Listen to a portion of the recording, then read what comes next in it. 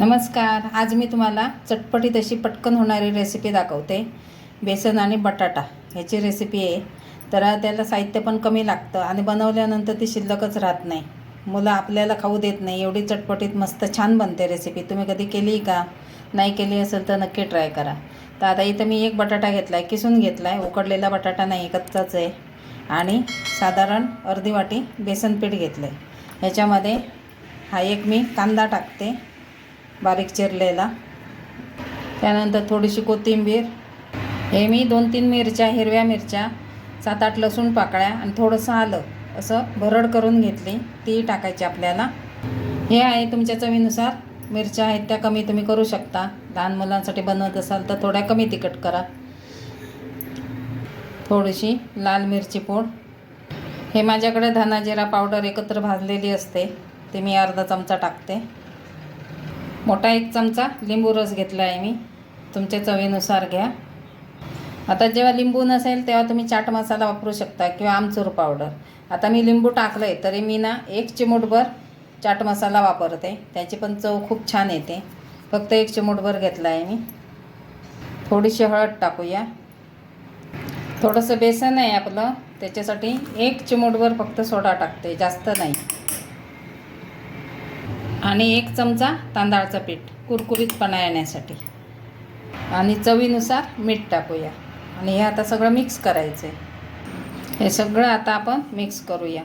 आणि बटाटा आपण धुवून घेतलेला आहे, त्यामुळे त्याच्या पाण्यात कितपत भिजते आपलं हे सगळं बॅटर ते बघूया. गरज लागली तरच पाणी घ्यायचं, नाही तर घ्यायचं नाही.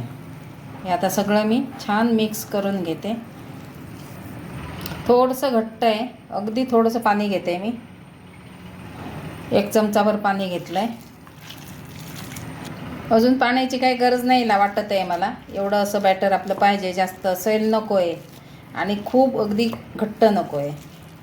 तर हे आता तयार झालं आहे. तुम्ही खाऊन बघू शकता तिखट मीठ ह्या वेळेला, आणि हे त्याच्यामध्ये ॲड करू शकता. जर कमी झालं असेल तर. जास्त झालं असेल तर बटाटा टाकायचा, थोडंसं पीठ टाकायचं, पण पिठाचं प्रमाण जास्त नको आहे. बटाटा आपल्याला जास्त पाहिजे त्याच्यात, तर त्याची चव छान येते त्या टिक्कीला.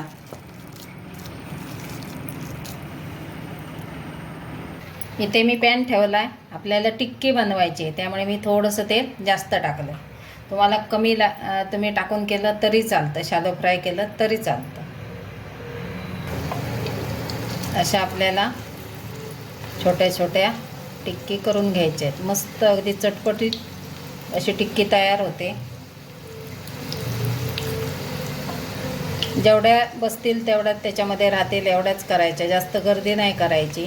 आणि मिडियम गॅसवर छान अगदी कुरकुरीत होईपर्यंत तळून घ्यायच्या. अशी आपली बेसन बटाटा झटपट होणारी टिक्की मस्त चटपटीत कुरकुरीत अशी तयार होते. मुलं पण खूप आवडीने खातात. पोटभरीचं पण होऊन जातं. मोठ्यांसाठी लहानांसाठी सर्वांसाठी आहे. एका बाजूने झाले का आपण पलटूया. रेसिपी आवडली तर लाईक शेअर नक्की करा, आणि चॅनलवर नवीन असतील त्यांनी सबस्क्राईब करा. आता आपण हे पलटून घेऊया.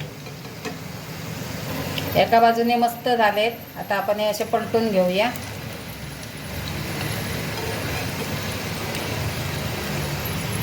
आता ह्या बाजूने 2 मिनटं झाले तर आपल्याला ते काढून घ्यायचे. असेच आपण हे खाऊ शकतो, नाही तर एखादी चटणी चटपटीत असेल तर त्याच्याबरोबरही खाऊ शकतो, पण चटणीची काहीच गरज नाही. मस्त अगदी झालेले आहेत, चव छान आहे त्याची. आता झाले ते आपण काढून घेऊया. मस्त अशी आपली डिश तयार झाली बघा. झटपट अगदी बटाटा बेसन कटलेट तयार झाले. याच्यावर थोडंसं लिक्विड चीज असतं, थोडंसं टॉमॅटो कॅचअप, थोडंसं टॉमॅटो कॅचअप आणि थोडंसं लिक्विड चीज वरून टाकायचं आणि खायला सुरुवात करायची. अशी मस्त झटपट होणारी आपली डिश तयार झाली. आवडली तर लाईक शेअर नक्की करा.